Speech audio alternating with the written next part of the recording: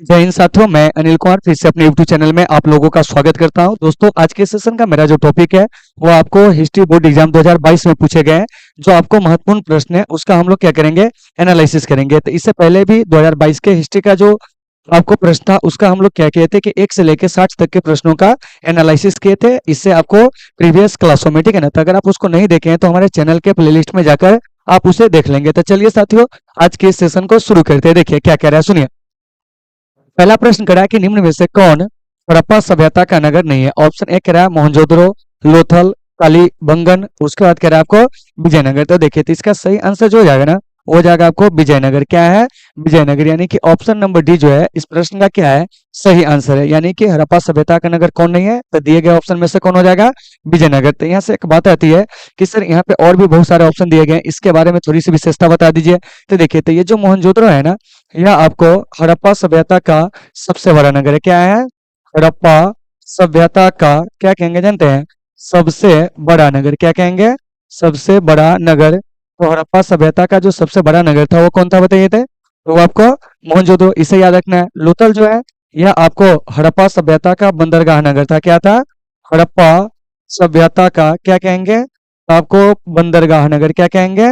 बंदरगाह नगर। तो इन चीजों को आपको अच्छे से याद रखना है। उसके बाद है कालीबंगा। तो देखिए, कालीबंगा से जो है भूकंप के प्राचीनतम साक्ष्य जो है वो आपको मिले हुए थे। इन सभी चीजों को आपको अच्छे से याद रखना है। तो ये जो देख रहे हैं लोथल, ये आपको गुजरात से मिला। कहाँ से मिला है? गुजरात से, ठीक है ना। जबकि कालीबंगा जो है, आपको कहाँ से मिला जानते हैं, तो यह आपको राजस्थान से। क्या है?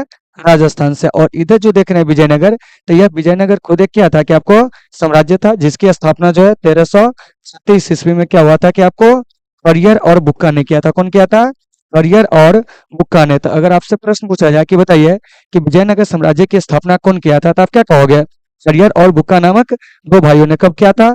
आपको 1336 ईस्वी में, ठीक है ना। तो इन सभी चीजों को आपको अच्छे से क्या करना है कि आपको याद रखना है। तो उम्मीद है कि आपको ये सारे चीज जो होंगे वो आपको समझ में आ गए होंगे, ठीक है ना। अब चलिए, अब हम लोग चलते हैं अगले प्रश्न की ओर। अगला प्रश्न हमारा क्या कह रहा है, इस पर हम लोग चर्चा करते हैं, ठीक है ना। चलिए देखिए, ये जो 61 है, 61 का सही आंसर क्या आ जाएगा, तो आपको डी हो जाएगा। चलिए नेक्स्ट प्रश्न क्या कह रहा है, सुनिए। कह रहा है कि विलियम्स जोन्स ने एशियाटिक सोसाइटी की स्थापना कब किया था।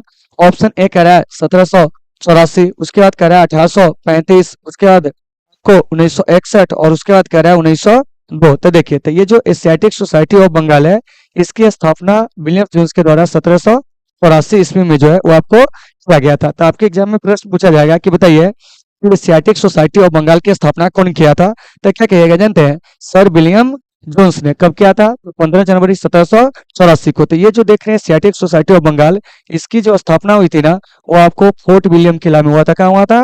फोर्ट विलियम किला में। यानी कि यह कलकत्ता में क्या हुआ था कि आपको स्थापित हुआ था। कहाँ स्थापित हुआ था?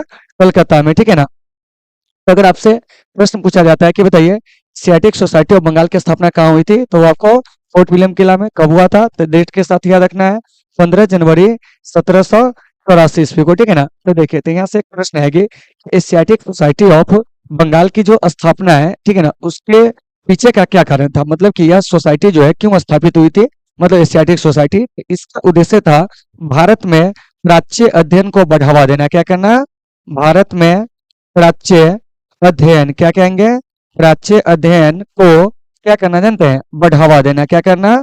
बढ़ावा देना। इसी उद्देश्य से क्या होता है जानते हैं कि आपको एशियाटिक सोसाइटी ऑफ बंगाल की स्थापना होती है कब? तो 1784 में। तो इन सभी चीजों को आपको अच्छे से याद रखना है। तो आपके एग्जाम में क्वेश्चन कैसे पूछा जाएगा, जरा सा इसे देख लीजिए। देखिए, जहां भी दिक्कत होगा आप कमेंट करके बताओगे, ठीक है ना। देखिए क्या कह रहा है, सुनिए कि विलियम्स जोन्स ने एशियाटिक सोसाइटी की स्थापना कब की थी। मतलब ये हो गया कि एशियाटिक सोसाइटी की स्थापना कौन किए थे, विलियम्स जोन्स ने। कब किया था? 1784 में। डेट के साथ पूछेगा भाइयों, तो 15 जनवरी 1784 को। और इसकी स्थापना के पीछे क्या कारण था, तो भारत में प्राच्य अध्ययन को क्या करना जानते हैं कि आपको बढ़ावा देना है, ठीक है ना। और इसकी स्थापना जो होती है वो कहाँ होती है, तो फोर्ट विलियम किला यानी कि कलकत्ता में। तो इन सभी चीजों को आपको अच्छे से याद रखना है। इसमें फिर एक ऑप्शन और है, जैसे 1835। तो देखिए, तो 1835 में क्या हुआ था कि भारत में अंग्रेजी शिक्षा लागू किया गया था। क्या किया गया था? भारत में अंग्रेजी शिक्षा। तो याद रहेगा, अगर मैं आपसे प्रश्न पूछूं कि बताइए कि भारत में अंग्रेजी शिक्षा कब लागू हुई थी, तो क्या कहिएगा? 1835 ईस्वी में। और इसको जो लागू करने वाला गवर्नर जनरल था वो आपको लॉर्ड विलियम बेंटिक था। कौन था? Lord William वेंटिक। तो साथियों इन सभी चीजों को आपको अच्छे से याद रखना है। अगर मैं प्रश्न पूछूं कि बताइए कि भारत में अंग्रेजी शिक्षा कब लागू हुई थी, तो क्या कहिएगा? 1835 में। कौन लागू किया था?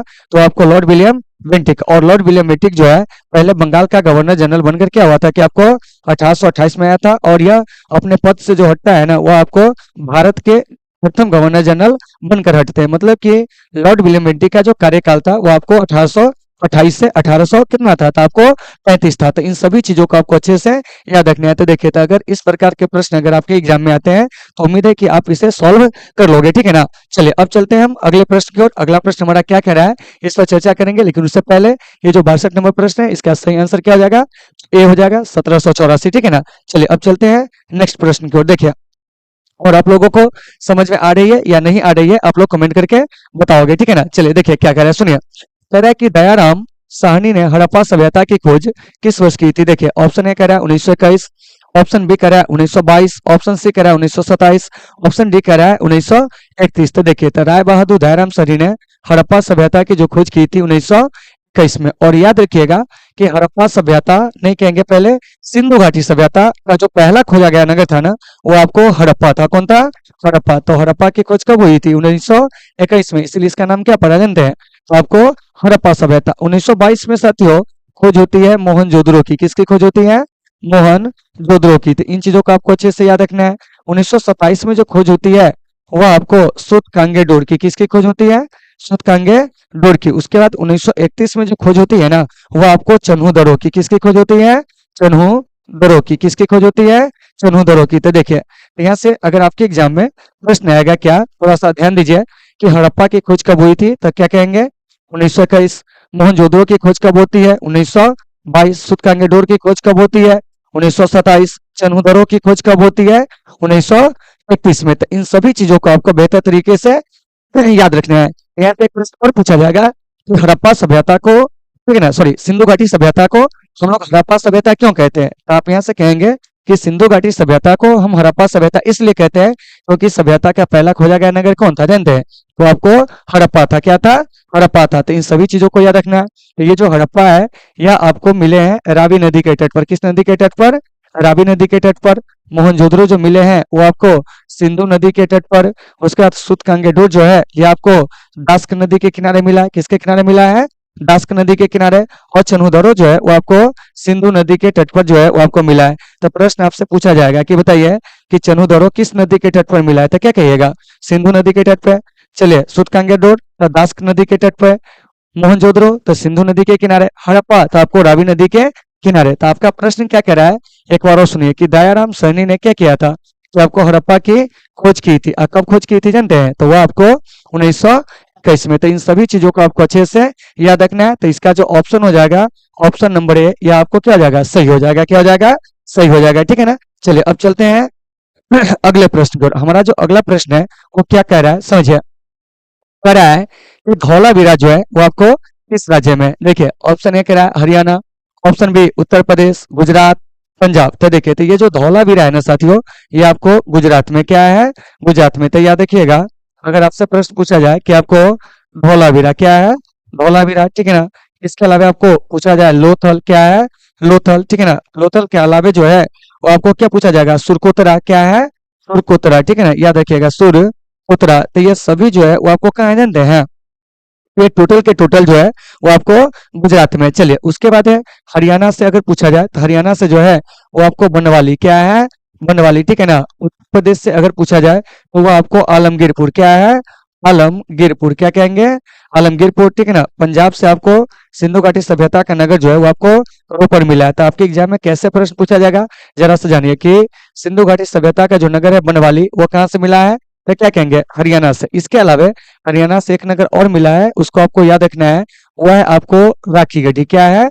राखी गढ़ी। तो देखिए, ऐसे प्रश्न भी आपके एग्जाम में पूछ लिए जाते हैं, ठीक है ना। क्वेश्चन पूछा जाएगा कि बताइए कि बनवाली और राखी गढ़ी कहाँ से मिला था, क्या कहिएगा? हरियाणा से। आलमगीरपुर जो है वो आपको कहाँ से मिला है? तो देखिए, आलमगीरपुर जो है उत्तर प्रदेश से। धौलावीरा, ठीक है ना, लोथल, सुरकोतरा, ये सब कहाँ से मिला है? तो आपको गुजरात से। और रोपर कहाँ से मिला है, तो वो आपको पंजाब से। तो यही आपका प्रश्न करा है कि धौलावीरा किस राज्य में है, तो ऑप्शन नंबर सी यानी कि गुजरात इसका क्या हो जाएगा, सही आंसर हो जाएगा। तो आप लोगों को समझ में आ रही है या नहीं आ रही है, आप लोग कमेंट करके बताओगे, ठीक है ना। और जहां भी दिक्कत होगी आप हमें बताएंगे, हम आपकी समस्या का हर संभव जो है समाधान करने का प्रयास करेंगे, ठीक है ना साथियों। चलिए अब चलते हैं अगले प्रश्न की ओर। देखिए अगला प्रश्न क्या कह रहा है उस पर हम लोग चर्चा करेंगे। देखिए क्या कह रहा है सुनिए। मोहनजोदड़ो किस भाषा का शब्द है, तो देखिए मोहनजोदड़ो जो है ना वो आपको सिंधी भाषा का शब्द है, यानी कि ऑप्शन नंबर डी जो है वो आपको करेक्ट है, ठीक है ना। तो सिंधी भाषा में मोहनजोदड़ो का अर्थ क्या होता है, तो साथियों याद रखिएगा मोहनजोदड़ो का जो अर्थ होता है ना वो होता है मृतकों का टीला। क्या होता है, मृतकों का टीला। तो याद रहेगा कि मोहनजोदड़ो का जो अर्थ होता है क्या होता है, बताइए तो मृतकों का टीला होता है। और ये जो मोहनजोदड़ो है इसकी खोज कब होती है, तो 1922 ईस्वी में। और इसके खोजकर्ता कौन होते हैं, तो आपको राखल दास बनर्जी। क्या कहेंगे, राखल दास बनर्जी। तो अगर मैं आपसे प्रश्न पूछूं कि बताइए ये जो आपको मोहनजोदड़ो है इसकी खोज हुई थी कब हुई थी, तो क्या कहिएगा 1922 में। और इसको जो खोजा था वो कौन व्यक्ति खोजा था जानते हैं, राखल दास बनर्जी ने। और मोहनजोदड़ो जो है क्या है, तो कहेंगे सिंधु घाटी सभ्यता का यह आपको सबसे बड़ा क्या है जानते हैं, कि आपको नगर है। क्या है, सबसे बड़ा नगर, मतलब है नहीं कहेंगे नगर, हाँ ठीक है ना, सिंधु घाटी सभ्यता का। और सिंधु घाटी सभ्यता भारत की सबसे प्राचीन सभ्यता थी, ठीक है ना, जो आपको 2500 बीसी से लेकर आपको 1750 बीसी तक जो है वो आपको फलती फूलती रही थी। कभी कभी इसका जो है आपको पीरियड यानी कि टाइम भी जो है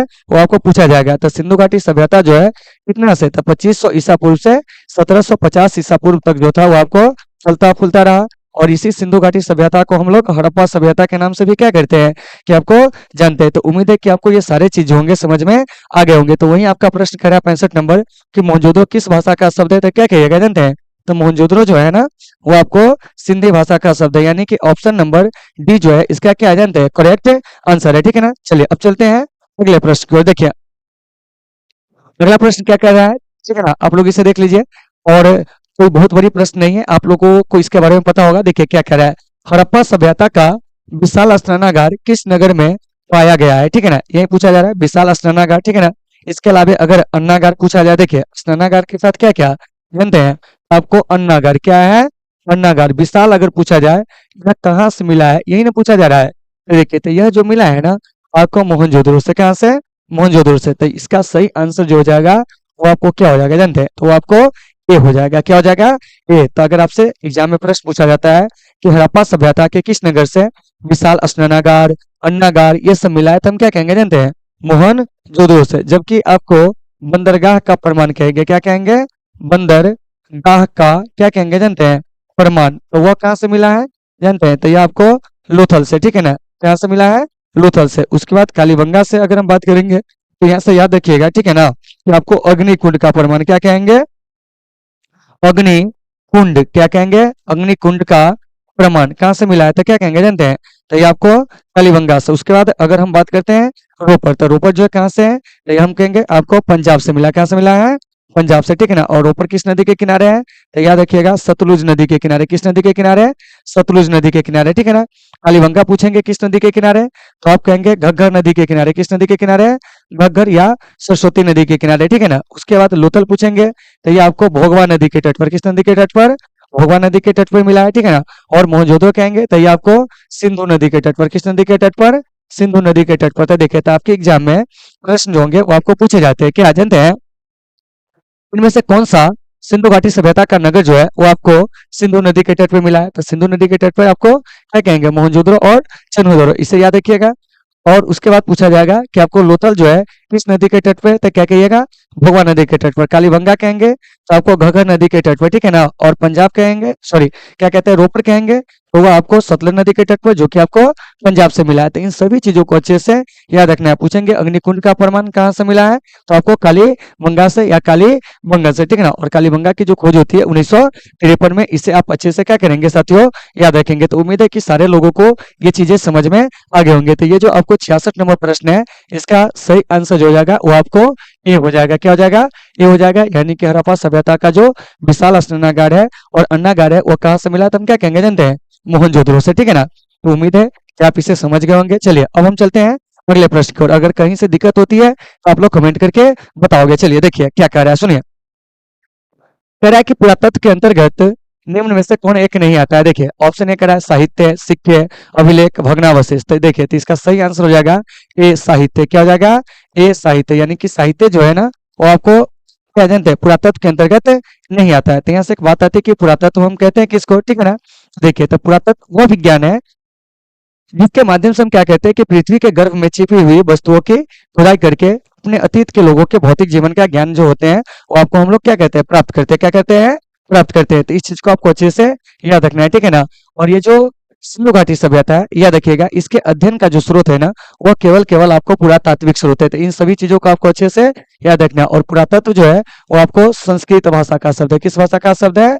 संस्कृत भाषा का शब्द है। और संस्कृत भाषा में पुरातत्व का अर्थ ही होता है कि जो आपको प्राचीन वस्तु है उसके बारे में क्या करना, आपको जानना, उसके बारे में जानकारी क्या करना है कि आपको एकत्र करना है, ठीक है ना। फिर यहाँ से आपके एग्जाम में क्वेश्चन पूछा जाएगा कि भारत में पुरातत्व विभाग की स्थापना जो होती है कब होती है। तो साथियों भारत में ये जो आपको पुरातत्व विभाग है, क्या है? पुरातत्व विभाग, इसकी स्थापना कब होती है? तो देखिए तो भारत में जो पुरातत्व विभाग की स्थापना होती है ये आपको 1861 ईस्वी में होती है। कितना ईस्वी में होती है? 1861 ईस्वी में। तो इन चीजों को आपको अच्छे से याद रखना है कि भारत में पुरातत्व विभाग की स्थापना कब हुई थी। तो क्या कहेंगे? 1861 ईस्वी में, ठीक है ना। तो इन सभी चीजों को अच्छे से याद रखिएगा। और पुरातत्व विभाग के जो आपको प्रथम डायरेक्टर बने थे, कौन बने थे? प्रथम डायरेक्टर वो आपको कौन बने थे जानते हैं? आपको अलेक्जेंडर कनिंघम। कौन बने थे? Alexander Cunningham. तो इन चीजों को आपको अच्छे से याद रखना है। तो अगर मैं आपसे प्रश्न पूछूं कि बताइए पुरातत्व विभाग के प्रथम डायरेक्टर कौन बने थे, तो क्या कहेंगे? Alexander Cunningham. ये हम भारत में पुरातत्व विभाग की बात करें जिसकी स्थापना 1861 में हुई थी। तो साथियों यहाँ से क्वेश्चन आएगा कि भारत में पुरातत्व का पिता किसे कहा जाता है। तो देखिए तो भारत में पुरातत्व का पिता जो है ना वो आपको अलेक्जेंडर कनिंघम को कहा जाता है। तो याद रहेगा कि भारत में पुरातत्व का पिता क्या कहेंगे? पुरातत्व का पिता किसे कहा जाता था? क्या कहिएगा जानते हैं? तो वो हो जाएगा आपको अलेक्जेंडर कनिंघम। कौन हो जाएंगे? Alexander Cunningham. तो इन चीजों को आपको अच्छे से याद रखना है, ठीक है ना। यहाँ से आपको दिख नहीं रहे होंगे, ठीक है ना, थोड़ा सा कट रहा है तो आप यहाँ पे इसे बढ़िया से देख लेंगे। देखिए यहाँ समझिए क्या है। अगर आपसे प्रश्न पूछा जाए कि भारत में पुरातत्व का क्या कहेंगे जानते हैं पिता किसे कहा जाता है, तो क्या कहेंगे? वो आपको अलेक्जेंडर कनिंघम को, ठीक है ना। तो कह रहा है पुरातत्व के अंतर्गत कौन नहीं आता है? आपको साहित्य होगा वो आपको नहीं आएगा। इसके अंतर्गत आपको सिक्के, अभिलेख, भग्नावशेष, ठीक है ना, मूर्तियां, क्या है? मूर्तियां, ये सारे चीज जो है इसके अंतर्गत क्या होते हैं कि आपको आते हैं। तो देखिए तो ये जो 67 नंबर प्रश्न है इसका सही आंसर क्या हो जाएगा? तो आपको ये हो जाएगा। क्या हो जाएगा? ये हो जाएगा। चलिए चलते हैं अगले प्रश्न की ओर। अगला प्रश्न क्या कह रहा है? लोथल किस नदी के किनारे स्थित है? अभी बताए थे। तो लोथल जो है वो आपको भोगवा नदी के किनारे, ठीक है ना। तो ऑप्शन नंबर सी जो है वो आपको इसका क्या है? करेक्ट आंसर है। क्या है? करेक्ट आंसर है। सिंधु नदी के किनारे पूछेंगे तो देखिए तो ये हो जाएगा आपको, कौन जानते हैं? मोहनजोदड़ो। क्या है? मोहनजोदड़ो, ठीक है ना। मोहनजोदड़ो के अलावा जो हो जाएगा वो आपको चन्हूदड़ो। क्या है? चन्हूदड़ो। क्या है? चन्हूदड़ो। इसके अलावा आपको कोटदीजी। क्या है? कोटदीजी। यह सब जो है आपको किस नदी के तट पर जानते हैं? तो आपको सिंधु नदी के तट पर। तो इसे आपको अच्छे से याद रखना है। फिर यहाँ से अगर हम प्रश्न पूछेंगे कि बताइए रावी नदी के तट पे, तो आपको हड़प्पा, क्या है? हड़प्पा, ठीक है ना। भोगवा के बारे में पूछा जाएगा तो ये लोथल जो है वो आपको भोगवा नदी के तट पे है। और सिंधु घाटी सभ्यता का कोई भी ऐसा नगर नहीं है जो आपको ब्यास नदी के तट पर क्या है कि आपको मिला है। तो आपका प्रश्न क्या कह रहा है 68 नंबर कि लोथल जो है किस नदी के किनारे स्थित है? तो क्या कहेगा जानते हैं? तो यह आपको भोगवा नदी के तट पर क्या है कि आपको स्थित है। तो ऑप्शन नंबर जो है ए कहते हैं सी, इसका क्या है जानते हैं कि आपको सही आंसर है। याद रखेंगे, ठीक है ना। तो 68 का जो सही आंसर हो जाएगा वो क्या हो जाएगा? सी हो जाएगा। चलिए चलते हैं अगले प्रश्न की ओर। और आप लोगों को बार बार कह रहे हैं समझ में आ रही है या नहीं आ रही है? साथियों आप बताएंगे, जब तक आप नहीं बताओगे जब तक हमें कैसे पता चलेगा कि आप क्या पढ़ रहे हैं नहीं पढ़ रहे हैं, ठीक है ना। तो ये सारे चीज आपको पता होने चाहिए। चलिए अब हम लोग चलते हैं अगले प्रश्न की ओर। अगला प्रश्न हमारा क्या कह रहा है इस पर हम लोग चर्चा करेंगे। देखिए कह रहा है कि त्रिपिटक किस धर्म का क्या है? साहित्य है। ब्राह्मण, बौद्ध, जैन, ठीक है ना। तो इसका सही आंसर जो हो जाएगा ना वो आपको बौद्ध धर्म हो जाएगा। क्या हो जाएगा? बौद्ध धर्म हो जाएगा, ठीक है ना। यहाँ से एक बात आती है कि त्रिपिटक जो है वो आपको कौन कौन है जरा सा बताइए। तो देखिए त्रिपिटक की संख्या कितनी है? आपको 3 है। कौन कौन? तो देखिए तो एक है आपको सुत्त पिटक। क्या है? सुत्त पिटक। एक जो है आपको विनय पिटक। क्या है? विनय पिटक, ठीक है ना। और एक जो है आपको अभिधम पिटक। क्या है? अभिधम पिटक। तो पिटक कितने हैं? तो आपको 3 है। याद रखिएगा कि पिटक की संख्या कितनी है, तो क्या कहेंगे? पिटक की संख्या आपको 3 है। कौन कौन? तो सुत पिटक, विनय पिटक, अभिधम पिटक। तो देखिए तो ये पिटक होते हैं क्या? गौतम बुद्ध के मृत्यु के बाद क्या है कि गौतम बुद्ध जी को जब महापरिनिर्वाण प्राप्त हुआ था उसके बाद क्या हुआ था जानते हैं कि आपको इनके शिष्यों ने इनके जो आपको शिक्षा है उसका जो संकलन किए थे ना इन्हीं पिटकों में किए थे, तो इसी को सामूहिक रूप से कहा गया आपको त्रिपिटक। क्या कहा गया? त्रिपिटक। तो इन सभी चीजों को अच्छे से याद रखना है। और बौद्ध धर्म के जो आपको प्रारंभिक पुस्तकें जो थी या प्रारंभिक जो उसके ग्रंथ थे वो आपको पाली भाषा में क्या किए गए थे कि आपको लिखे गए थे। तो इस त्रिपिटक की जो भाषा थी ना वो आपको पाली थी। क्या थी? पाली थी। तो इन सभी चीजों को आपको अच्छे से याद रखना है, ठीक है ना। तो कभी कभी प्रश्न पूछ लिया जाएगा कि बताइए कि आपको सूत पिटक विनय पिटक का संकलन कब हुआ था? तो यह आपको प्रथम बौद्ध संगति में कब हुआ था? प्रथम बौद्ध संगति में। तो इन चीजों को भी आपको अच्छे से याद रखना है कि सूत पिटक और विनय पिटक का जो संकलन हुआ था कब हुआ था? तो प्रथम बौद्ध संगति में, ठीक है ना। अभिधम पिटक का जो संकलन हुआ था वो आपको तृतीय बौद्ध संगति में। किसमें हुआ था? तृतीय बौद्ध संगति में। तो इन सभी चीजों को याद रखिएगा। तो आपका प्रश्न क्या कह रहा है कि त्रिपिटक का संबंध जो है किस धर्म से? तो त्रिपिटक का संबंध जो है किस धर्म से जानते हैं? तो वह आपको यानी कि क्या कहेंगे कि बौद्ध धर्म से। तो ऑप्शन नंबर बी जो है इसका क्या है कि आपको सही आंसर है। प्रश्न संख्या जो है आपका 69 है। क्या है? 69 है। तो उम्मीद है साथियों कि आपको ये सारे चीज होंगे समझ में आ गए होंगे, ठीक है ना। और जहां आप लोगों को दिक्कत होती है आप लोग कमेंट करके क्या करोगे बताओगे, ठीक है ना।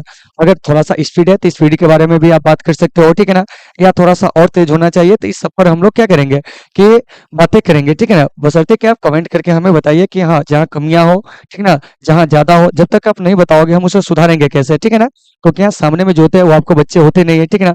आपको कैमरा के सामने अकेले जो होता है सारा कुछ करना होता है। तो आप लोग अपना फीडबैक जरूर देते रहेंगे ताकि हम आगे चलकर इस सभी चीजों को क्या करें कि आपको सुधारे। चलिए देखिए आगे क्या कह रहा है, सुनिए। अगला प्रश्न कह रहा है कि रात रंगनी किसने लिखा था? तो देखिए तो रात रंगनी के जो लेखक है ना वो आपको कल्हण है। कौन है?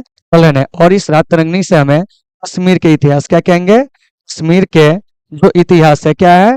कश्मीर के इतिहास इसके बारे में क्या होती है कि आपको जानकारी मिलती है, ठीक है ना। तो इन चीजों का आपको अच्छे से याद रखना है। तो अगर मैं आपसे क्वेश्चन पूछूं कि बताइए कि कश्मीर के इतिहास के बारे में हमें जो जानकारी मिलती है किस पुस्तक से, तो क्या कहिएगा? रात रंगनी से, जिसके लेखक कौन है?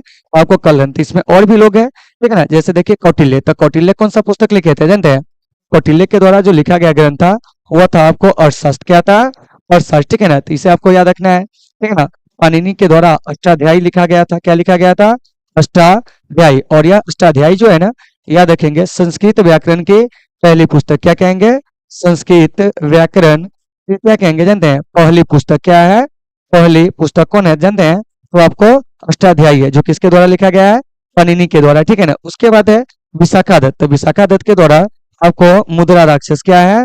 मुद्रा राक्षस नाम का पुस्तक जो है आपको लिखा गया। और इससे हमें मौर्य वंश के बारे में क्या होती है कि आपको जानकारी मिलती है। क्या मिलती है? जानकारी मिलती है। तो देखिए तो अगर आपके एग्जाम में इस प्रकार के प्रश्न आते हैं, क्या आते हैं? प्रश्न आते हैं। जैसे देखिए क्वेश्चन पूछा जाएगा कि कौटिल्य ने कौन सा ग्रंथ लिखा था? तो देखिए तो कौटिल्य के द्वारा अर्थशास्त्र जो है वो आपको लिखा गया है, ठीक है ना। और अर्थशास्त्र जो है 34वीं शताब्दी ईसा पूर्व में लिखा गया था। कब लिखा गया था?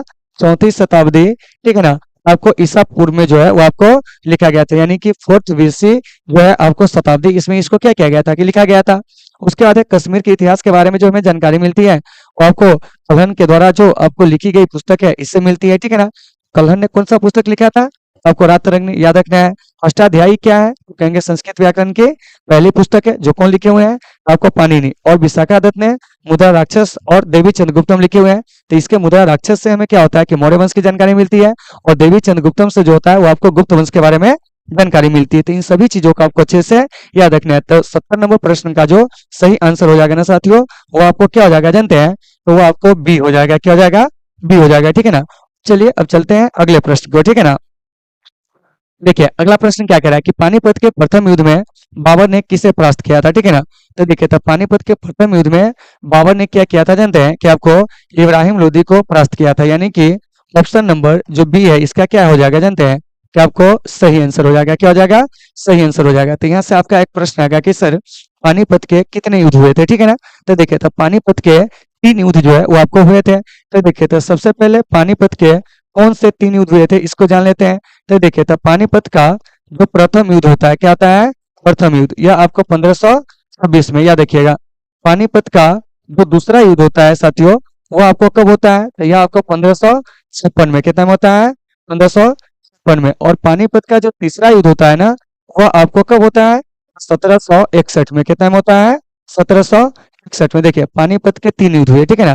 पहला युद्ध कब होता है, तो देखिए 1526 में। दूसरा कब होता है, 1556 में। और तीसरा कब होता है, 1761 में। तो देखिए तो प्रथम युद्ध में जो होता है ना, वो आपको बाबर और इब्राहिम लोदी। कौन होता है, बाबर और इब्राहिम लोदी। क्या है, इब्राहिम लोदी, ठीक है ना। इसे आपको याद रखना होगा कि बाबर और इब्राहिम लोदी। दूसरे युद्ध में जो होता है वो आपको अकबर और हेमू। कौन होता है, अकबर और हेमू। कौन होता है, हेमू। और तीसरे युद्ध में जो होता है वो आपको कौन होता है जानते हैं, तो आपको अफगान। कौन होता है, अफगान और मराठा। क्या होता है, मराठा। याद रखिएगा कि अफगान और मराठा पानीपत के तीसरे युद्ध में होते थे। यहाँ से एक बात आएगी कि देखिए कि पानीपत का पहला युद्ध जो जीता था वो कौन जीता था, पानीपत का दूसरा युद्ध कौन जीता था, पानीपत का जो तीसरा युद्ध है वह कौन जीता था। तो थोड़ा सा ध्यान दीजिए कि जो आपको पानीपत का जो पहला युद्ध है, ठीक है ना, इसमें बाबर की क्या होती है, जीत होती है। जहाँ सही साइन है समझ जाइएगा, ठीक है ना। पानीपत के दूसरे युद्ध में अकबर की जीत होती है। पानीपत के तीसरे युद्ध में जो होता है वो आपको अफगानों की क्या होती है, कि आपको जीत होती है। तो वही आपका प्रश्न करा है कि पानीपत के प्रथम युद्ध में बाबर ने किससे परास्त किया था। तो हम क्या कहेंगे जानते हैं, बाबर ने इब्राहिम लोदी को परास्त किया था। और इब्राहिम लोदी दिल्ली सल्तनत का अंतिम शासक हुआ। क्या हुआ, अंतिम शासक हुआ। और इसका संबंध जो था वो आपको लोदी वंश से था। किस वंश से था, लोदी वंश से था। तो इन सभी चीजों को आपको अच्छे से याद रखना। और पानीपत के प्रथम युद्ध को जीतने के बाद ही बाबर जो होता है भारत में क्या करता है कि आपको मुगल एम्पायर की स्थापना करता है। किसकी स्थापना करता है, मुगल साम्राज्य की स्थापना करता है। तब अगर मैं आपसे प्रश्न पूछूं कि किस युद्ध को जीतने के बाद, ठीक ना, बाबर ने भारत में क्या किया था कि आपको मुगल वंश की स्थापना किया था, तो हम क्या कहेंगे जानते हैं, पानीपत के प्रथम युद्ध को जीतने के बाद। उम्मीद है साथियों कि सारे लोगों को ये चीजें समझ में आ गए होंगे। तो पानीपत का प्रथम युद्ध कब हुआ था, 1526 में। जिसे कौन जीता था जानते हैं, तो आपको बाबर। और इसमें जो हार होती किसकी होती है, इब्राहिम लोदी की, ठीक है ना। तो यहाँ से जो कुछ भी आपको बताया जा रहा है सारे चीजों को आपको अच्छे से याद रखना है, ठीक है ना। चलिए अब चलते हैं अगले प्रश्न की ओर। देखिए अगला प्रश्न जो है हमारा 72 नंबर, वो क्या कह रहा है, इस पर हम लोग बात करेंगे। देखिए कह रहा है कि अकबर के दरबार का प्रख्यात गायक कौन था। तो देखिए तो अकबर के दरबार का जो प्रख्यात गायक था ना वो आपको तानसेन था। क्या था, तानसेन था। और एक चीज याद रखिएगा, तानसेन का जो जन्म होता है ना साथियों, वो आपको ग्वालियर में। क्या होता है, ग्वालियर में। याद रखिएगा कि तानसेन का जन्म कहाँ होता है, ग्वालियर में। और अकबर जो होता है तानसेन को कुंठा भरण विलास की उपाधि जो होता है वो आपको देता है, ठीक है ना। तो ये जो तानसेन देख रहे हैं ना, यह अकबर के दरबार का क्या था, कि आपको गायक था। क्या था, गायक था। तो इस बात को आपको अच्छे से याद रखना है। तो तानसेन कौन था, अकबर के दरबार का प्रख्यात गायक था, ठीक है ना। इसका जन्म कहाँ होता है जानते हैं, तो आपको ग्वालियर में। आपके एग्जाम में प्रश्न पूछे जाते हैं। दूसरी बात कि शेख सलीम चिश्ती, ठीक है ना, इसी के आशीर्वाद से क्या होता है कि आपको जहांगीर का जन्म होता है। क्या होता है, जहांगीर का जन्म होता है। तो इस बात को आपको अच्छे से याद रखना है। और शेख सलीम चिश्ती का जो मकबरा है वो आपको सिकंदरा में क्या किया गया था, कि आपको बनाया गया था। सॉरी, सिकंदरा कहते हैं फतेहपुर सिकरी में। सिकंदरा में तो आपको अकबर का मकबरा है, ठीक है ना। याद रखिएगा, अगर हम पूछेंगे अकबर का मकबरा क्या है, अकबर का मकबरा तो क्या कहिएगा जानते हैं, सिकंदरा में, ठीक है ना। और इसी में पूछेंगे कि आपको शेख सलीम चिश्ती का मकबरा, तो ये हो जाएगा आपको फतेहपुर सिकरी में। कहाँ हो जाएगा, फतेहपुर सिकरी में। देखिए ये सब आपके एग्जाम में क्वेश्चन पूछे जाते हैं। याद रखिएगा क्या है, याद रखिएगा कबीर जो था आपको निर्गुण विचारधारा के क्या थे, कि आपको एक प्रसिद्ध संत थे। क्या थे, निर्गुण विचारधारा के। किस विचारधारा के, निर्गुण विचारधारा के एक प्रमुख क्या थे, कि आपको संत थे। तो इन सभी चीजों को आपको अच्छे से क्या करना है, याद रखना है। तो वही आपका प्रश्न करा है कि अकबर के दरबार का प्रख्यात गायक कौन था, तो हम क्या कहेंगे जानते हैं, तो वह आपको तानसेन था, ठीक है ना। फिर पूछेंगे तानसेन का जन्म कहाँ हुआ था, तो आप कहोगे कि सर तानसेन का जन्म जो है वो आपको ग्वालियर में हुआ था। फिर यहाँ से है कि जहांगीर जो एक मुगल बादशाह था उसका जन्म किसके आशीर्वाद से हुआ था, तो शेख सलीम चिश्ती के आशीर्वाद से। शेख सलीम चिश्ती कौन थे, तो एक सूफी संत थे। अकबर का मकबरा कहाँ है, तो कहेंगे सिकंदरा में। जबकि आपको शेख सलीम चिश्ती का मकबरा फतेहपुर सिकरी में, ठीक है ना। कबीर कौन थे, तो निर्गुण विचारधारा के एक प्रमुख क्या थे, कि आपको संत थे। और कबीर के जो उपदेश है वो आपको बीजक में क्या है, संग्रहित है। क्या है, संग्रहित है। तो अगर मैं आपसे प्रश्न पूछूं कि बीजक में किसके उपदेश है, तो आप क्या कहेंगे जानते हैं, तो आपको कबीर के उपदेश है। किसके उपदेश है, कबीर के उपदेश है। तो उम्मीद है साथियों कि आपको ये सारे चीज होंगे समझ में आ गए होंगे, ठीक है ना। तो ये जो आप प्रश्न देख रहे हैं 72 नंबर, इसका जो सही आंसर हो जाएगा वो आपको क्या हो जाएगा जानते हैं, तो आपको ए हो जाएगा। चलिए चलते हैं अगले प्रश्न को, ठीक है ना। अगला प्रश्न हमारा क्या कह रहा है, ठीक है ना। चलिए इसको आप लोग देख लीजिए बढ़िया से, ठीक है ना। चलिए देखिए अगला प्रश्न क्या कह रहा है, उस पर हम लोग बात करेंगे। देखिए यहाँ सुनिए, कह रहा है ताजमहल किस नदी के पर जो है आपको स्थित है। तो ताजमहल जो है ना वो आपको यमुना नदी के तट पर क्या है, कि आपको स्थित है। ऑप्शन नंबर बी इसका क्या हो जाएगा, सही हो जाएगा। तो साथियों यहाँ से एक बात आती है कि ताजमहल जो है वो आपको किसके याद में बनाया गया था। तो देखिए ताजमहल जो है ना वो आपको मुमताज की याद में, किसके याद में, मुमताज के याद में जो है आपको बनाया गया था। तो मुमताज महल ये थी कौन?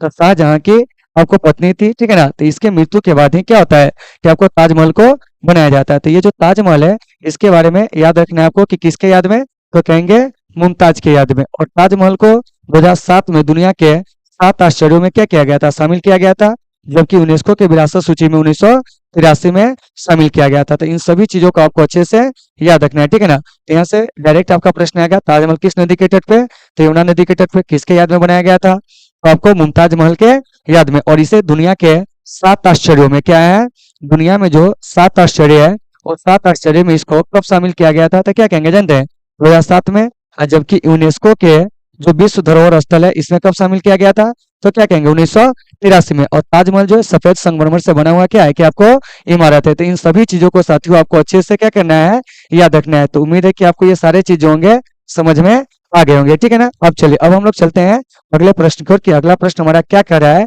इस पर हम लोग बात करते हैं। देखिए यहाँ सुनिए, ये जो 73 है इसका सही आंसर क्या हो जाएगा जानते हैं, तो यह आपको बी हो जाएगा। चलिए अब चलते हैं अगले प्रश्न को। देखिए अगला प्रश्न क्या कह रहा है, 16 कुल की नीति किसकी थी, हुमायूं, अकबर, जहांगीर, औरंगजेब। तो देखिए तो 16 कुल की जो नीति है ना साथियों, वो आपको कौन अपनाया था जानते हैं, तो वह आपको अकबर कौन अपनाया था, अकबर। क्योंकि 16 कुल का मतलब होता है कि आपको सार्वभौम शांति।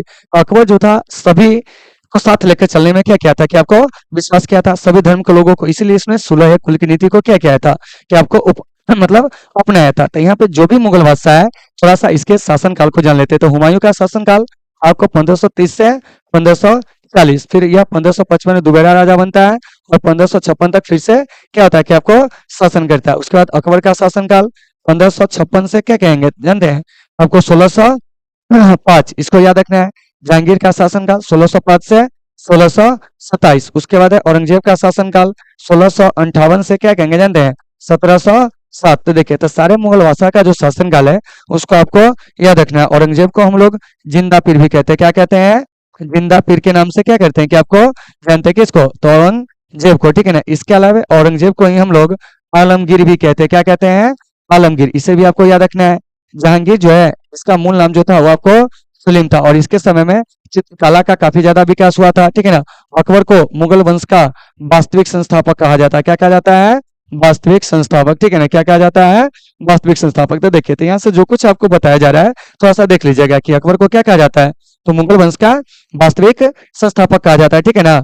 और जहांगीर जो है इसका मूल नाम क्या था, तो आपको सलीम था। औरंगजेब को हम लोग जिंदा पीर और आलमगीर के नाम से भी जानते हैं। तो आपका प्रश्न क्या कह रहा है कि 16 कुल की नीति किसकी थी, तो हम क्या कहेंगे, तो आपको अकबर के, यानी कि ऑप्शन नंबर बी जो है इसका क्या है जानते हैं, तो वो आपको करेक्ट आंसर है, क्या है, करेक्ट आंसर है, ठीक है ना। तो साथियों उम्मीद है कि आपको सारे चीज होंगे वो आपको समझ में आ गए होंगे, ठीक है ना। अब चलिए अब चलते हैं अगले प्रश्न को। देखिए सुनिए क्या कह रहा है, इस मुगल शासक ने हिंदुओं पर से, ठीक है ना, जजिया कर हटाया था, मतलब जजिया कर जो है हिंदुओं पर से किसने हटाया था, तो वो आपको अकबर ने। कब हटाया था जानते हैं, तो 1564 में। तो अकबर के द्वारा जजिया कर कब समाप्त किया जाता है, 1564 में। तो देखिए तो अकबर के द्वारा किए गए कुछ कार्यों को याद रखिएगा। जैसे 1562 में अकबर ने क्या किया था, तो आपको दास प्रथा, क्या है, दास प्रथा का अंत किया था, ठीक है ना, यानी कि दास प्रथा का अंत। 1563 में अकबर ने क्या किया था जानते हैं, तो आपको तीर्थ यात्रा कर को क्या किया था कि आपको समाप्त किया था, क्या किया था, समाप्त किया था। 1564 में अकबर ने क्या था जानते हैं, तो आपको एक चीज किया था, क्या जानते हैं, तो वह आपको यानी कि जजिया कर को समाप्त कर दिया था, ठीक है ना। तो याद रखिएगा जजिया कर क्या है, जजिया कर समाप्त कर दिया था। 1575 में अकबर जो था वो आपको क्या किया था जानते हैं, इबादत खाने का निर्माण किया था। किसका निर्माण किया था, इबादत खाना का। तो इन सभी चीजों को आपको अच्छे से याद रखना है, ठीक है ना। तो उम्मीद है कि आपको ये सारे चीज समझ में आ गए होंगे। 1581 में अकबर जो होता है वो आपको क्या करता है जानते हैं, तो आपको दीन ए इलाही धर्म को शुरू करता है, क्या करता है, दीन ए इलाही, क्या कहेंगे, दीन ए इलाही धर्म को क्या करता है कि आपको शुरू करता है। तो इन सभी चीजों को साथियों आपको अच्छे से याद रखना है, ठीक है ना। तो उम्मीद है कि आप इसे समझ गए होंगे, ठीक है ना। फिर यहाँ से एक है शाहजहां का शासनकाल, था जरा सा इसके शासनकाल को क्या कर लीजिए, जान लीजिए। तो देखिए तो शाहजहां का जो शासनकाल है ना साथियों, वो आपको 1627 से कितना है जानते हैं, तो आपको 1658 है, क्या है, 58 है। तो इन चीजों को याद रखना है। जहांगीर का अभी बताए थे 1605 से 1600 कितना जानते हैं, 27। अकबर के बारे में बताए थे, ठीक है ना। बाबर का 1526 से फिर जो है आपको शासन काल है। तो इन सभी चीजों का आपको अच्छे से क्या करना है, याद रखना है। तो उम्मीद है कि आपको ये सारे चीज होंगे समझ में आ गए होंगे, ठीक है ना। पूछेंगे कि अकबर ने दीन इलाही धर्म को कब शुरू किया था, तो क्या कहिएगा 1581 में। चलिए, तो ये जो 75 नंबर प्रश्न है इसको हम लोग समझ गए, ठीक है ना। तो देखिए आज के सेशन को साथियों हम लोग यहीं पे क्या करेंगे, विराम देंगे, ठीक है ना। फिर हम लोग मिलेंगे कल एक बेहतर क्लास के साथ, लेकिन उससे पहले जरा सा हमारी एक बात जो है आप लोग सुन लेंगे, ठीक है ना। अगर आपको वीडियो अच्छी लगती हो तो आप लोग अपने दोस्तों में भी से अधिक क्या करेंगे, शेयर करेंगे, ठीक है ना। और वीडियो बहुत अच्छी लगती हो तो थोड़ा सा आप लोग क्या करेंगे, लाइक के बटन पे भी जो है आपको खेलते हुए चलेंगे, ठीक है ना। चलिए साथियों, आज के इस सेशन को हम लोग यहीं पे समाप्त करते हैं। मिलेंगे फिर आपसे कल एक नेक्स्ट वीडियो में। जब तक के लिए आप सभी साथियों से सुविधा, take care all of you.